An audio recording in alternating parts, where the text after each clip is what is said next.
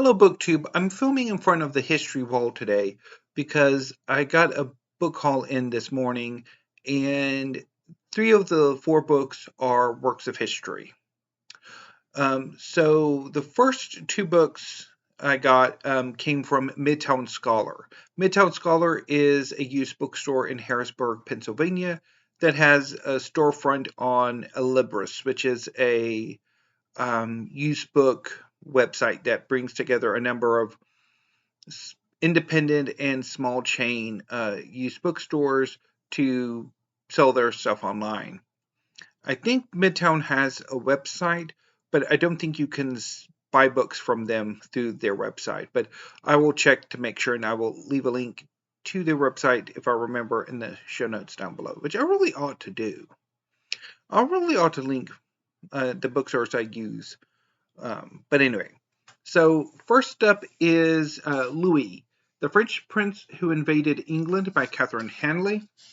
So this is a biography of Louis VIII, the son of Philip Augustus, who, in right of his wife Blanche of Castile, invaded England in the early 13th century with the intention of dethroning King John, whose own accession to the throne was highly questionable.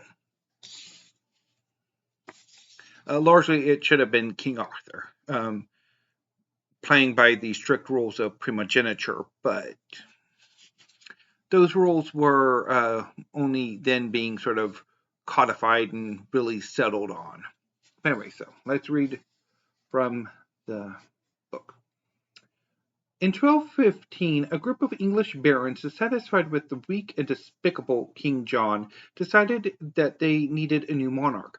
They wanted a strong, experienced man of royal blood, and they found him on the other side of the Channel. Astonishingly, the most attractive candidate for the crown of England was Louis, eldest son and heir of the King of France. In this fascinating biography of England's least known king, and the first to be written in English, Catherine Hanley explores the life and times of Louis the Lion. Before, during, and beyond his quest for the English throne, she illuminates the national and international context of his 1216 invasion and explains why and how, after 16 fruitless months, he failed to make himself King Louis I of England. Hanley also explores Louis' subsequent reign over France until his untimely death on the Albigensian Crusade. Published 8 centuries after the creation of Magna Carta, and on the 800th anniversary of Louis' proclamation as king, this fascinating story is a colorful tale of national culture, power, and politics that brings a long-forgotten life out of the shadows of history. So it sounds very interesting.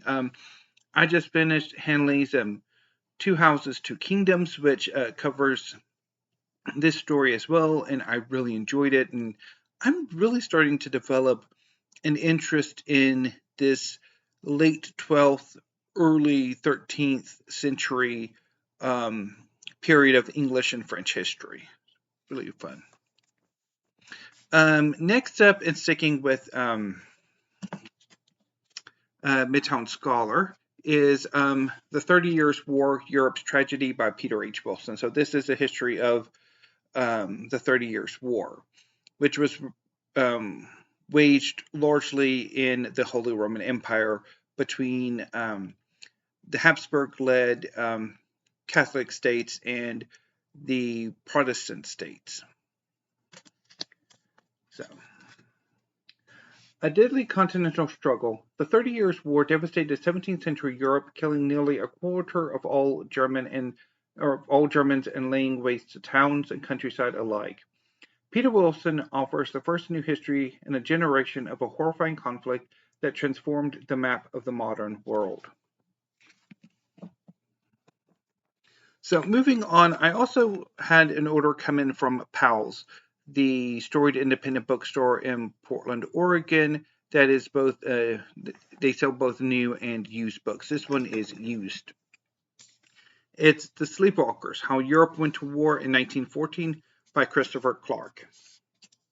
So this is basically a prelude history to World War I.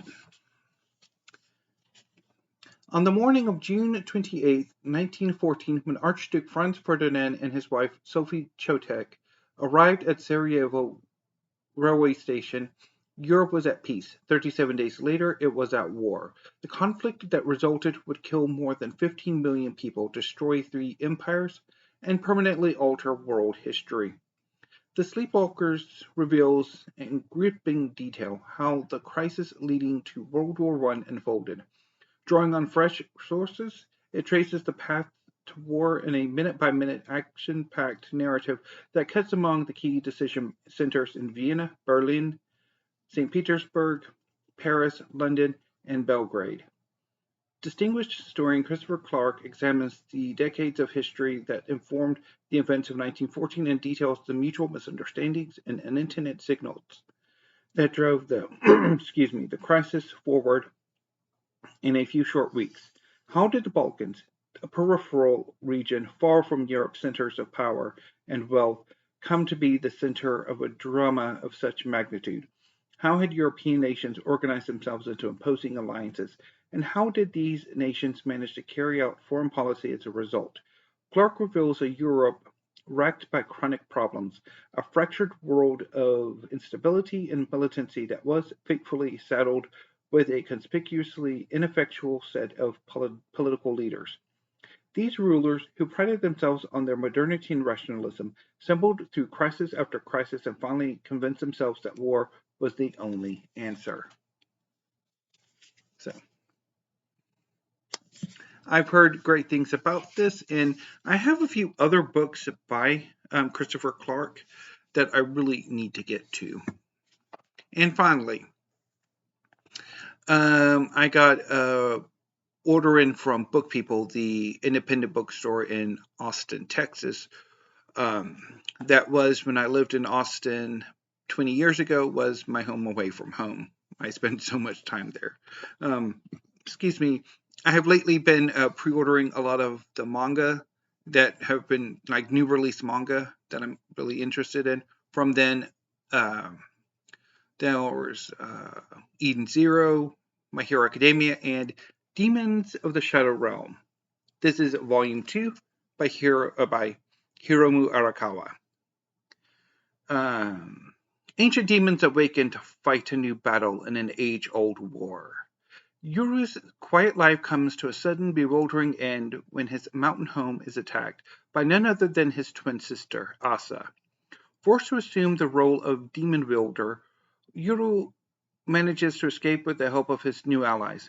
But while they seek to help to keep him hidden, Yuru seeks answers, a search that puts him on a collision course with Asa and her mysterious co-conspirators, the Kakamori clan.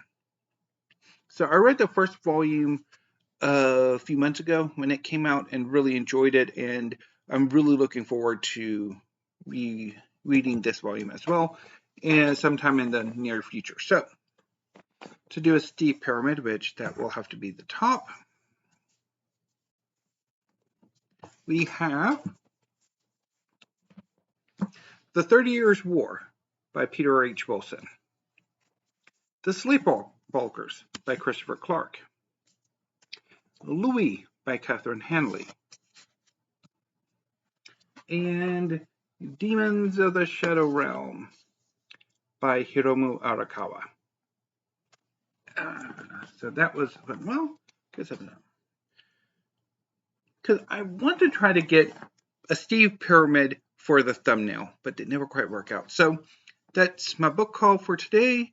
I don't know if there will be any more book hauls this month. I don't have anything on order at the moment, although that is always likely to change because I do like to buy books.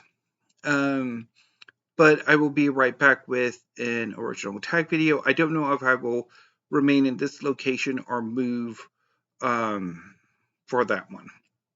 But anyway, I'm going to go ahead and load this up, get these put into the show notes, and get ready for the next video. So until then, BookTube, thank you. Have a great afternoon and stay safe.